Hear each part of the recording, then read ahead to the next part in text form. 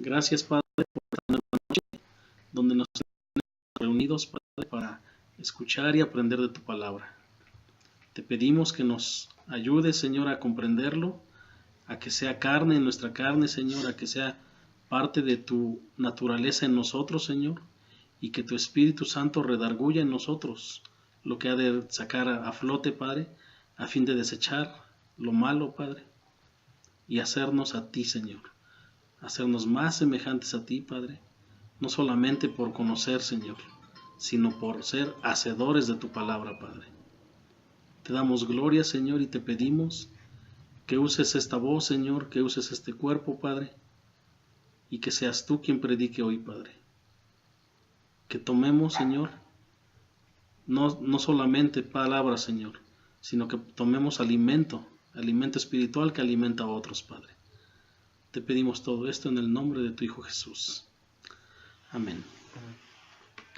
Entonces, Cristo predica el reino de los cielos, a diferencia de Satanás, que está inmerso dentro de las mismas iglesias cristianas incluso, y que está predicándose el evangelio de la prosperidad, el evangelio de los reinos del mundo.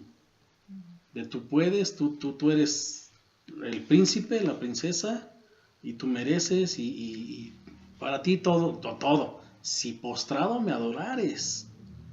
Y muchos dentro de las iglesias cristianas están postrándose a un falso Dios, por lo tanto se están postrando a Satanás y están queriendo ganarse esas riquezas de un reino de mundo, ¿sí? Quieren imponer manos sobre autos caros porque este es el auto que yo quiero, porque esta es la casa que yo quiero, Señor. Y eso no viene en ningún lugar de la Biblia que diga que Dios está prometiendo eso a los que le adoraren. Él no ha prometido eso. Jesucristo en la tentación vio que eso es precisamente lo que estaba predicando Satanás, mostrando los reinos que puede entregar a quienes les lo adoren de esa manera. Y a nosotros nos dice, ustedes no son así. Ustedes no van a ser así. Y el de ustedes que sea mi discípulo, que quiera caminar por esa senda, por lo menos va a tener un destino.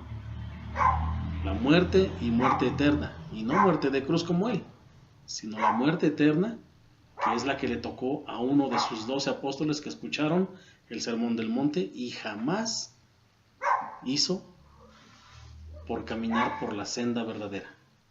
¿De acuerdo? Escuchamos entonces ya, ahora sí, nos pasamos del 4.8 nuevamente a el 5.1. Y viendo la multitud, subió al monte y sentándose, vinieron a él sus discípulos, y abriendo su boca les enseñaba diciendo, 1. Bienaventurados los pobres en espíritu, porque de ellos es el reino de los cielos. Bienaventurados los que lloran, porque ellos recibirán consolación. Bienaventurados los mansos, porque ellos recibirán la tierra por heredad. Bienaventurados los que tienen hambre y sed de justicia, porque ellos serán saciados. Bienaventurados los misericordiosos, porque ellos alcanzarán misericordia. Bienaventurados los de limpio corazón, porque ellos verán a Dios.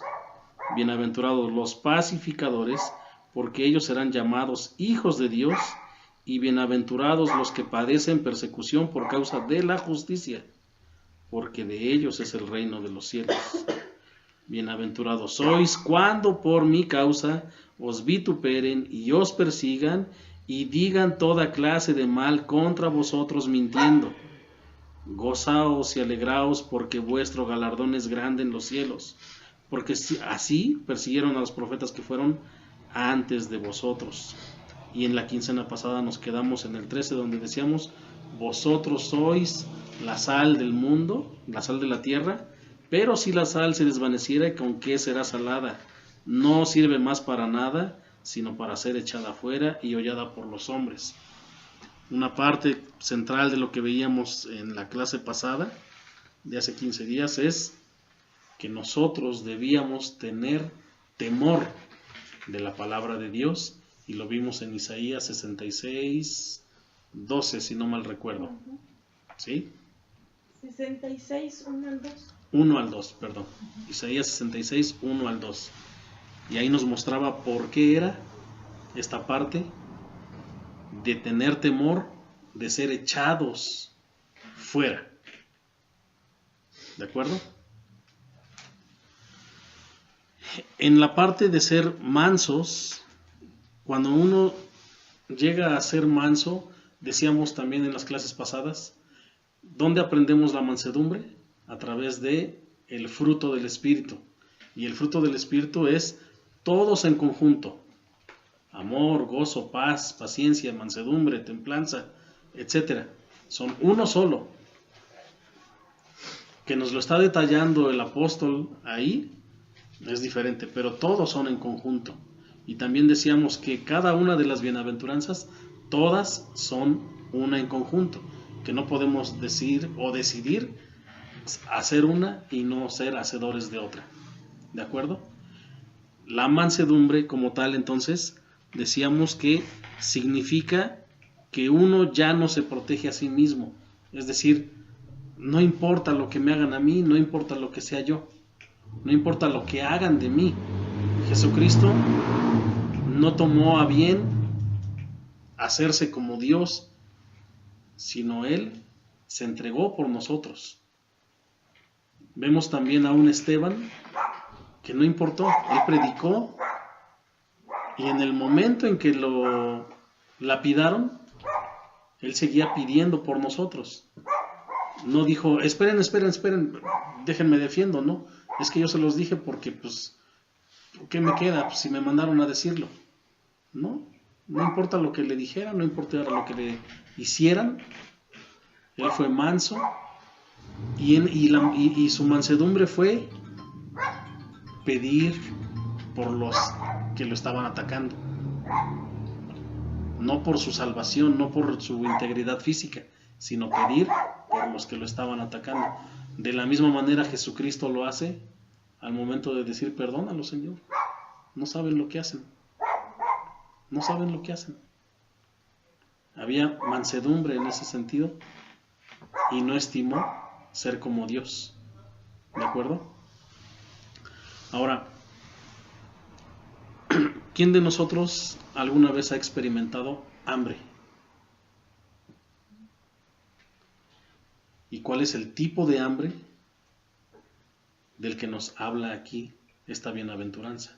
Hambre y sed de justicia.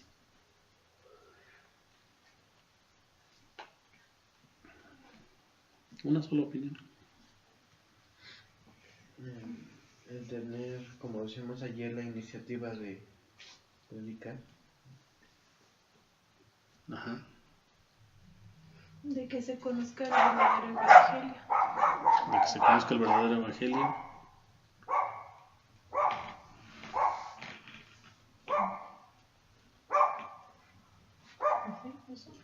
Sí. ¿Cuál es nuestra hambre verdadera? Dice aquí, bienaventurados los que tienen hambre y sed de justicia, porque ellos serán saciados. ¿Hay justo? ¿Hay bueno? Como hombre no hay uno solo, como Dios sí. El hambre y sed de justicia, nuestra hambre, nuestra sed es Dios. Y cuando tú tienes esa hambre, entonces tú te mantienes en su palabra, porque estás buscándolo a Él, porque necesitas de Él, porque te mantienes allí. Tu hambre es aprender más de Él, aprender más de Él, aprender más de Él, sus atributos, su ira, su gracia, su gloria, todo en cuanto a Él, todo en cuanto a Él. No te despegas de Él. Y debe de ser un hambre, como dice John Darby, que te sientas moribundo de hambre. Hemos visto en la Biblia que hay ejemplos de hambrunas en el pueblo de Dios, pero que esa hambruna los llevaba a cosas desesperadas, tanto como que se comieran a los hijos.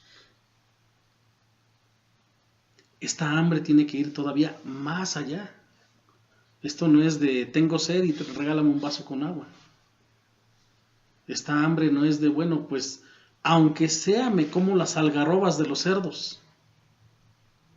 No importa si me muero, pero por lo menos que algo reciba mi estómago. No va por allí. Esta hambre es más profunda. Esta hambre debe de ser un hambre espiritual. Reconocer que nosotros definitivamente necesitamos el alimento espiritual día con día, día con día.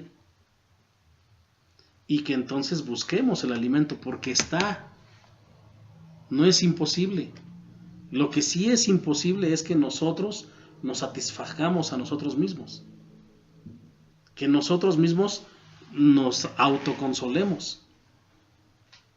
Lo que sí es posible es que nosotros desde la primera bienaventuranza reconozcamos que somos incapaces, absolutamente incapaces de poder ganar la gracia de Dios.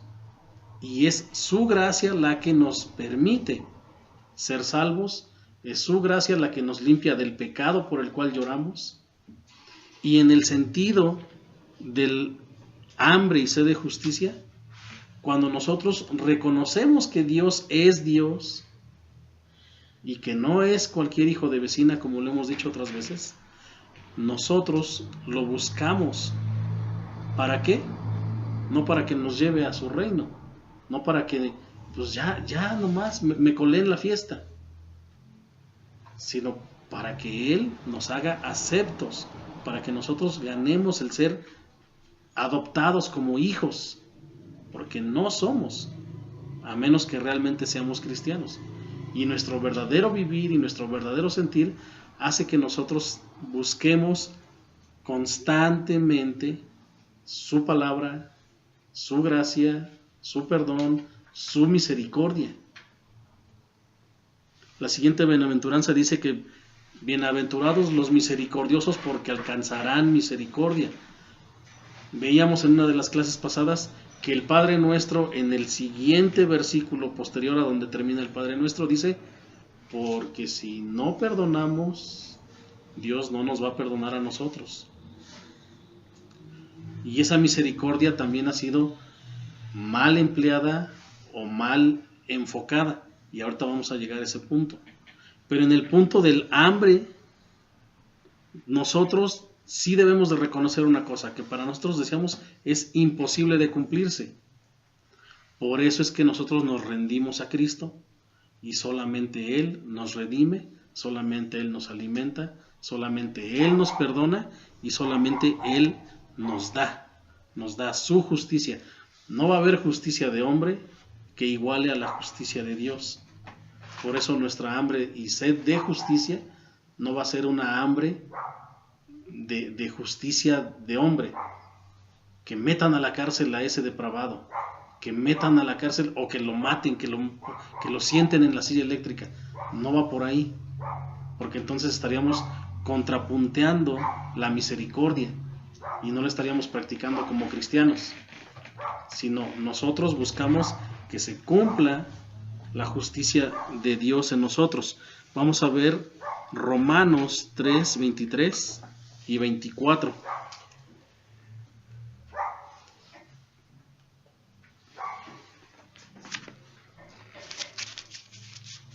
¿Romanos qué? 3, del 23 al 24.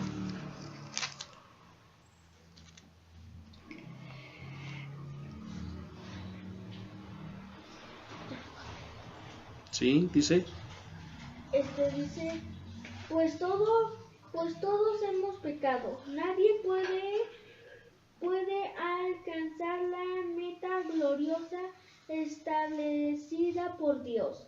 Sin embargo, con una bondad que no merecemos, Dios nos declara justos por medio de Cristo Jesús. quien nos liberó del castigo de nuestros pecados. Muy bien. En la Reina Valera dice, por cuanto todos pecaron y están destituidos de la gloria de Dios, siendo justificados gratuitamente por su gracia, mediante la redención que es en Cristo Jesús. Esta debe de ser nuestra hambre. Su justicia, su justificación. Si Dios es justo, ninguno de nosotros merece el cielo. Ninguno. Así seas recién nacido. Y eso lo sabemos ya es natural en nosotros, ¿de acuerdo? Pero aquí las cosas van en el hambre que nosotros tenemos de ese Jesucristo que nos justifica. De ese Jesucristo que se puso por delante de nosotros y que no le importó que fuera, como dice Proverbios 17:15, abominación a Jehová. Proverbios 17:15 dice, el que justifica al impío y el que condena al justo, ambos son igualmente abominación a Jehová. Y Cristo viene como Hijo de Dios y Él nos justifica. Él está justificando a impíos. Él está justificando a pecadores. Y nosotros somos abominación a Dios. Y el Hijo de Dios se hizo abominación a su Padre mismo. Por eso es que la ira del Padre fue descargada totalmente en el Hijo. Porque se hizo abominación. Claro es que en la cruz le pueda decir Jesucristo con toda razón, ¿por qué me has abandonado? Porque se estaba cumpliendo esta parte. ¿Sí? A cambio de eso, con que nosotros lo veamos tan claro como eso, es que nosotros deberíamos de arrepentirnos.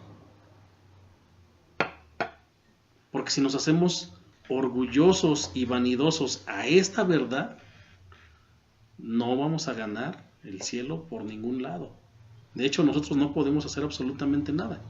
En lo único que cooperamos, como han dicho otros predicadores, es en nuestro pecado. Y en el arrepentimiento de Él es que nosotros alcanzamos su gracia. Esa gracia nos justifica, como lo acabamos de ver ahorita, aun cuando estábamos destituidos. Entonces, Romanos 5:1 dice que somos justificados pues por la fe. Tenemos paz para con Dios por medio de nuestro Señor Jesucristo.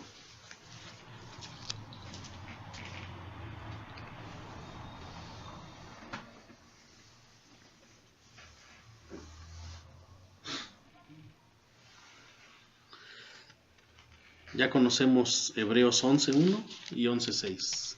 Después la fe. La convicción de lo que no te tratas. No, Ya lo rebotó. ya agarraste de un lado y de otro.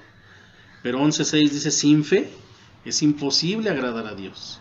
Sin Jesucristo es imposible que agrademos a Dios. Dice ahí que sin fe nadie puede agradar a Dios. Cualquiera que se acerque a Dios debe creer que Dios existe y que premia a los que le buscan. ¿Sí?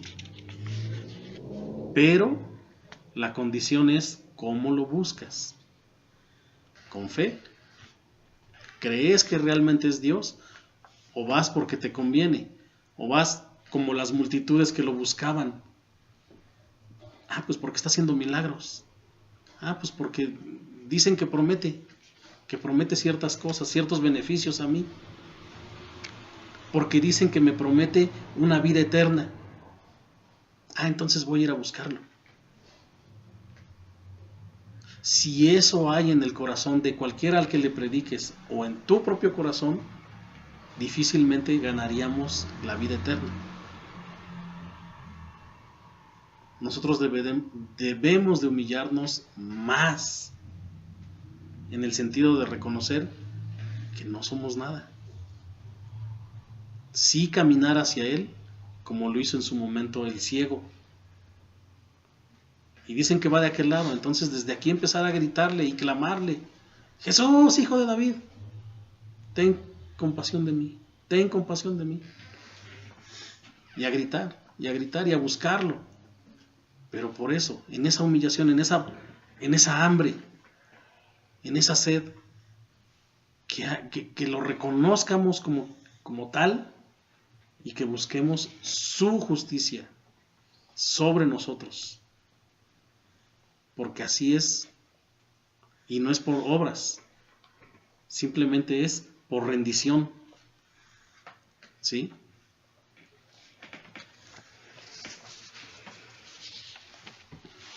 Hemos escuchado de muchos hombres en la historia que les fue contado como justicia, como Moisés, como Abraham, etc. Pero también hemos escuchado, aún en nuestros tiempos, y hay testimonio en el Antiguo Testamento de profetas falsos que quisieron verse como justificados. Balaam era uno de ellos. Y él decía: muera yo la muerte de los rectos, y mi postrimería sea como la suya. Pero como lo hemos visto y como hemos aprendido, y decíamos ahorita, debe ser de corazón. Porque Balaam quería vivir su vida, profetizando mal, desviando el camino de los justos. Y él decía: bueno, yo anhelo ser como ellos, pero lo decía de boca para afuera, mas no en su corazón. Por eso decíamos ahorita, nosotros no podemos simplemente llegar a Jesús por conveniencia, sino por rendición. Y cuidar mucho eso, porque cuando nosotros le hablemos a otros, difícilmente podemos hacer que ellos lleguen a Jesucristo si les mostramos las conveniencias de ser salvos, sino que ellos vean su naturaleza, igual que nosotros fuimos llevados a ese momento, a ese punto, y entonces nos convertimos.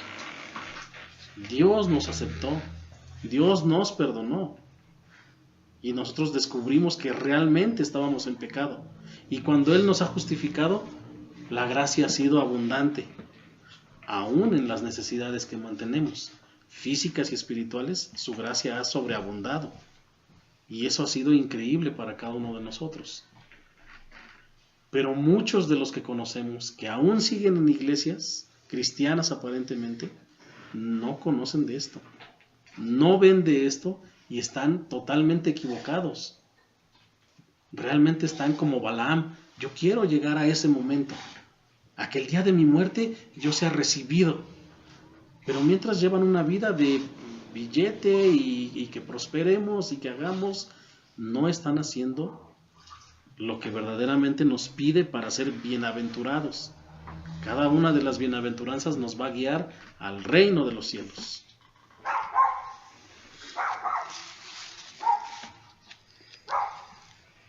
La pregunta es: ¿puedo decir con sinceridad y honestidad que lo que más deseo en este mundo es conocer a Dios y ser como el Señor Jesucristo? Liberarme del yo en todas sus manifestaciones y vivir solo, siempre y totalmente para su honor y gloria.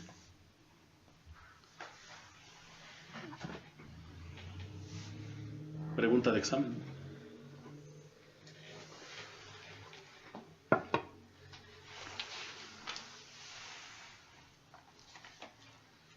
¿Por qué debería de ser este el deseo mayor de todos nosotros? El que muere sin haber sido revestido de la justicia de Jesucristo va a parar a la destrucción total.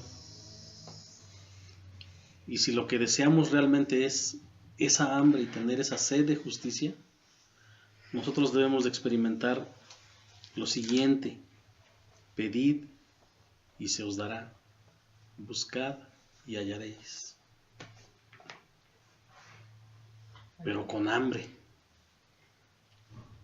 Y hasta ese pedir y ese buscar es diferente ya a lo que buscábamos antes, ¿no? Totalmente diferente. Como nos lo enseñaban antes, ¿no? Sí. Bienaventurados los que tienen hambre y sed de justicia, porque ellos serán saciados, dice la palabra. Con toda la plenitud de Dios. No va a faltar nada. Nos va a sobreabundar su plenitud. ¿De acuerdo? Hablando de la misericordia, ¿cómo reaccionamos en cada una de las pruebas que tenemos? Para poder reflejar de la misericordia que recibimos de parte de Cristo hacia los demás. Hablaba yo hace un momento de que hablamos ya en clases pasadas acerca de el Padre Nuestro. Perdona nuestras ofensas como nosotros perdonamos a los que nos ofenden. Y al final dice, porque si no perdonas, tú no serás perdonado.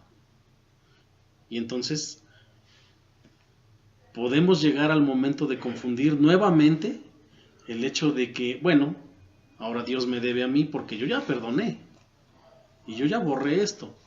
Y platicaba yo con mi esposa en la tarde y yo le decía, yo todavía guardo ahí algo y no ha podido salir.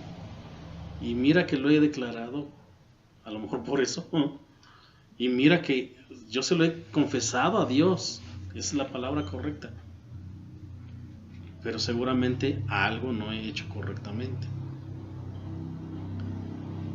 Y hay algo ahí guardado en mí. Y tal vez para estar grabando el video va a ser un mal testimonio para muchos otros. Pero aún es una lucha en mi vida. En mi vida, no por los demás, sino en la mía. De que yo no he perdonado algo. Mi vida sigue en ese momento. Y lo mismo te pregunto a ti. ¿Te has analizado en ese sentido? ¿Has encontrado que algo en tu vida o a alguien en tu vida no le has perdonado algo? Porque cuando leemos que si nosotros no perdonamos no seremos perdonados, es fácil para nosotros decir, bueno, entonces esto sí se trata de obras. Aquí no es por gracia. Aquí es si yo hago voy a recibir. Y no va por ese sentido. La misericordia de Dios es que Él ya nos dio su misericordia. Nosotros ya somos salvos y por lo tanto nosotros vivimos o debemos de vivir en esa misericordia. Lo que significa que en nosotros no es si queremos, sino que debe de ser naturaleza, porque es el Espíritu Santo quien habita en ti y en mí, el perdón, la misericordia por otros. La parábola del buen samaritano muestra esa misericordia. Alguien que pudo haber sido llamado gentil, mostrando toda la misericordia por uno de sus enemigos. Y el verdadero perdón se basa en el perdón de los enemigos. Jesucristo, nuevamente lo repito, estando en la cruz, Él estaba amando a los que lo estaban crucificando, a cada uno de nosotros, los pecados de cada uno de nosotros, porque somos perdidos. Porque cuando el diablo te posee para actuar, tú no estás actuando con raciocinio. Estás bajo su yugo y no lo entiendes. Simplemente te comportas como un hijo del diablo. Y te llenas de orgullo, y te llenas de vanidad, y te llenas de egolatría. Y aquí no importa nada más que tú. no debe de ser así. Por eso Dios prepara nuestro corazón para decir, mis discípulos se comportan de una manera muy diferente, muy diferente. Y porque se saben ya llenos de misericordia, ya llenos del perdón, ellos dan misericordia. No es a cambio de, sino porque ya lo tienes. El Espíritu Santo mora en ti. Te es natural darlo. Y si alguna de estas cosas no hemos experimentado, y yo me incluyo, al 100%, hay mucho que entregar. Hay mucho por dar todavía. Hay mucho por rendirse ante Cristo. Y hacer que nuestra naturaleza cambie, sea transformada. Todas nuestras acciones son basadas en lo que es el haber recibido, haber entendido y recibido esa misericordia. Porque cuando no la practicamos como tal, más que decir que no somos cristianos, es como decía mi esposa hace rato, es que no han entendido nada. No hemos entendido nada. Y hay hombres que se la pasan predicando y hablando a los cuatro vientos queriendo ser sabios y no han entendido una sola palabra. La pregunta es, ¿somos misericordiosos? Muchos confunden que una persona tranquila es una persona misericordiosa. Yo conozco en la casa de mi madre a una de mis hermanas que se la pasa diciendo como, no importa, déjalo, mañana se le pasa. Bueno, está en sus 5 minutos de explotar, pero al rato se le pasa, tú no te preocupes.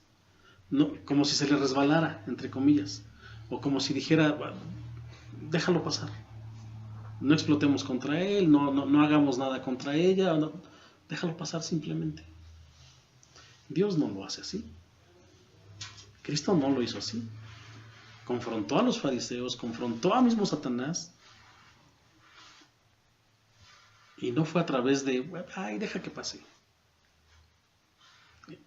A los fariseos o a los escribas que estaban enseñando mal para la época de él los confrontó.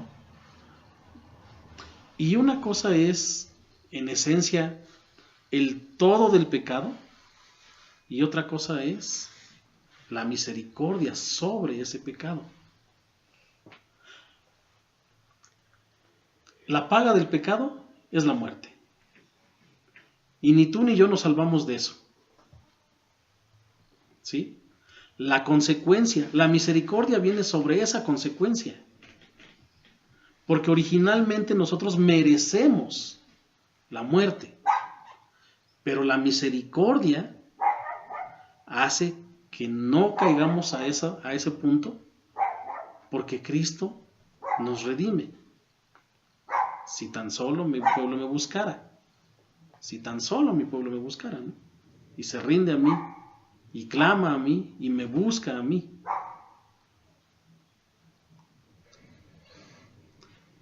Esta misericordia es enorme.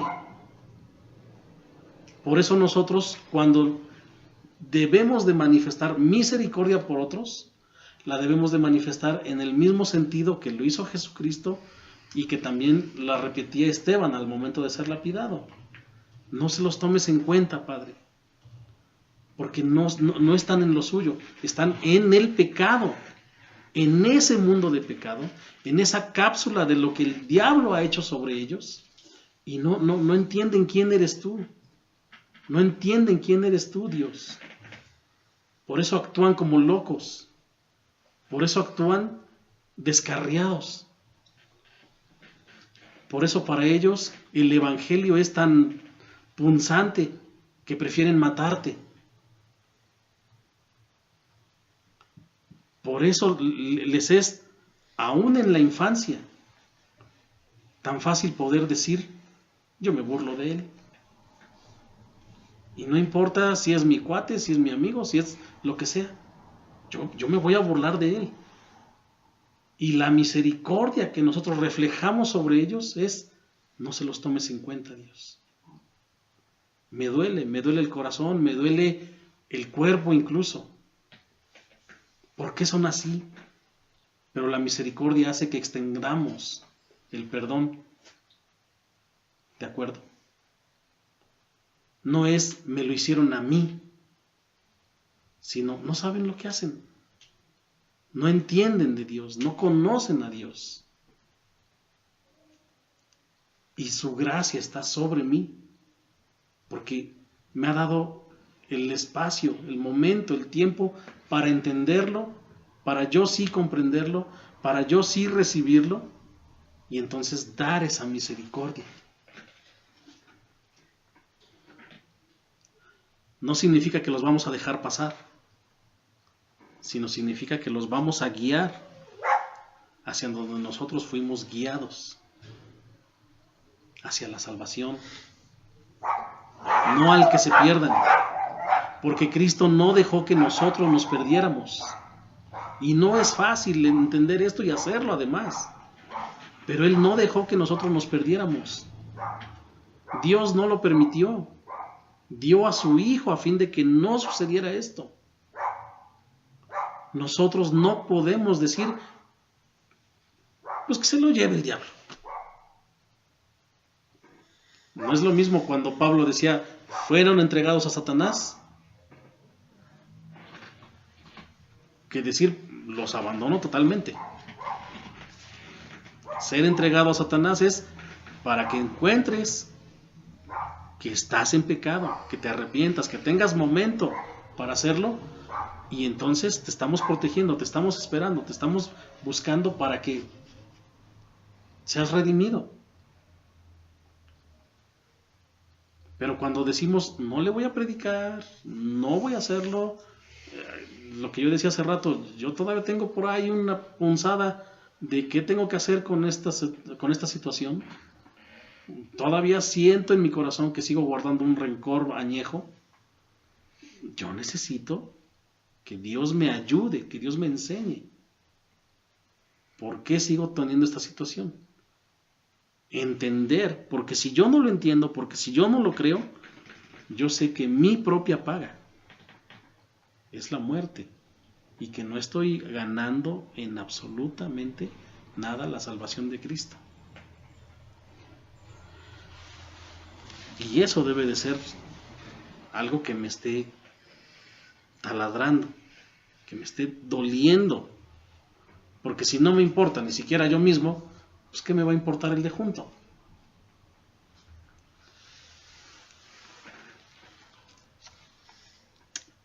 Dice por aquí que si estamos verdaderamente arrepentidos y nos damos cuenta de nuestra posición delante de Dios y de que solo recibimos perdón arrepintiéndonos, entonces por necesidad perdonaremos a los que nos ofenden.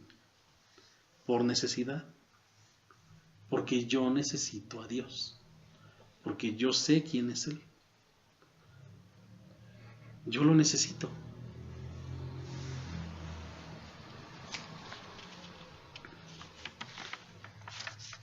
Pablo fue movido a proclamar el Evangelio porque conoció a Cristo. Y antes proclamaba un falso evangelio.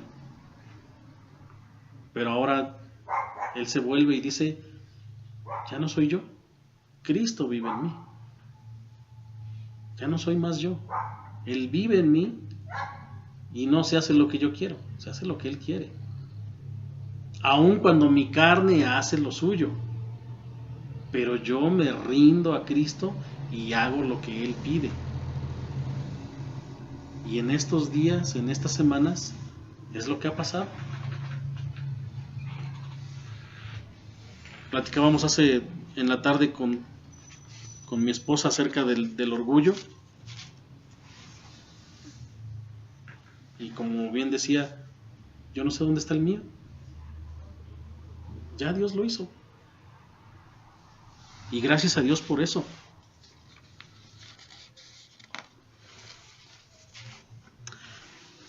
Si cuando pecan se dan cuenta de ese pecado y acuden a Dios arrepentidos, y estando ahí de rodillas, se acuerdan que tienen algo en contra de su prójimo, pues habrá que recordarlo, de tal manera que vayas y lo hagas primero, que cumplas eso. Recuerdas la enseñanza de que no puedes venir y ofrendarte a Dios. Aquí déjalo, ve y arregla el asunto. Y esto me lo está diciendo a mí. Ve y arregla el asunto.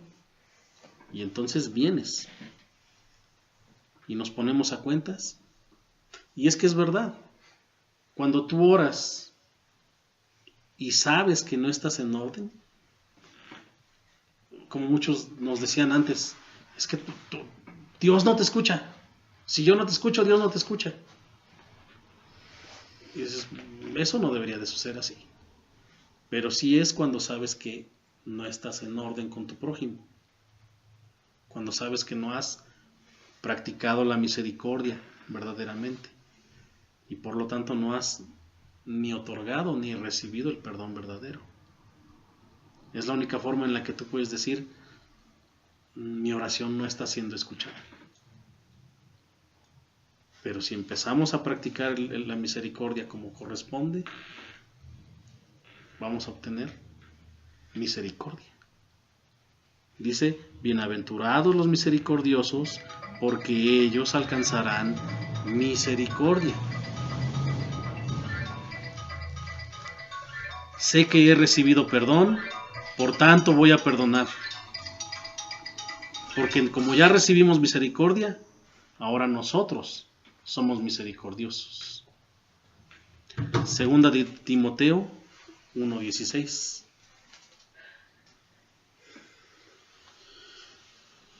¿Qué dice por ahí?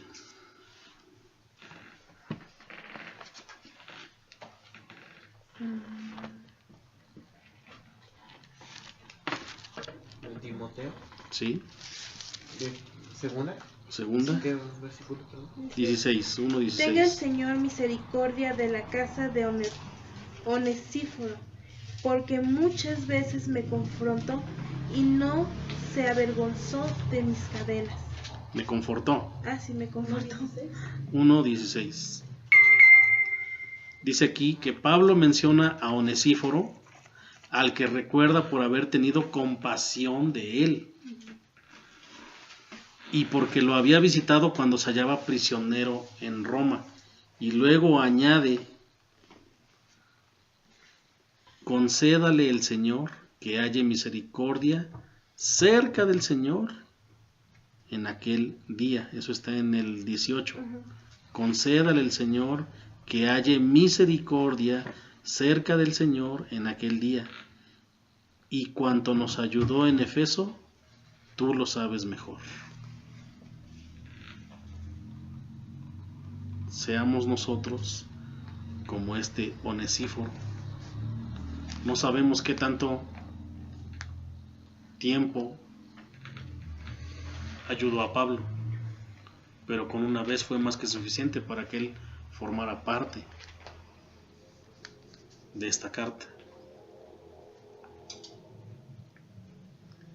Y con lo poco que él hizo, que fue estar acompañándolo, estar ayudándole, por haberlo nada más visitado, porque aquí no da más detalles de me visitó, me trajo de comer, me alimentó, me trajo cobija.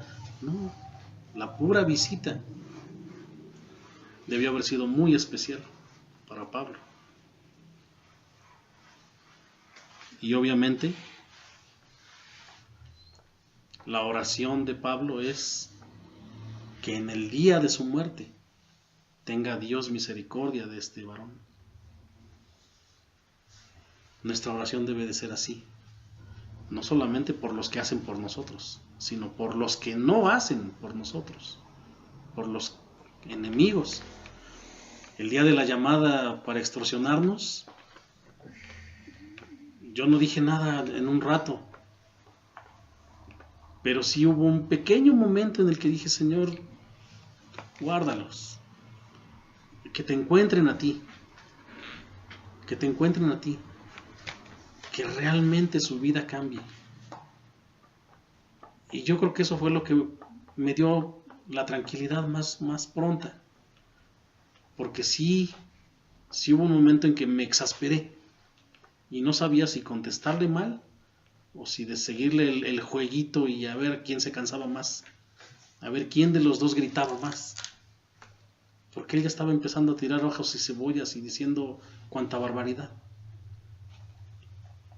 Gracias a Dios colgué y así en ese espacio de segundo, ten misericordia del Señor. Guárdalo, encuéntrate con Él. Hoy reconozco que en otro tiempo yo no habría hecho eso. Es Dios. Y me falta todavía mucho por hacer. Pero es Dios quien ha estado trabajando en mí.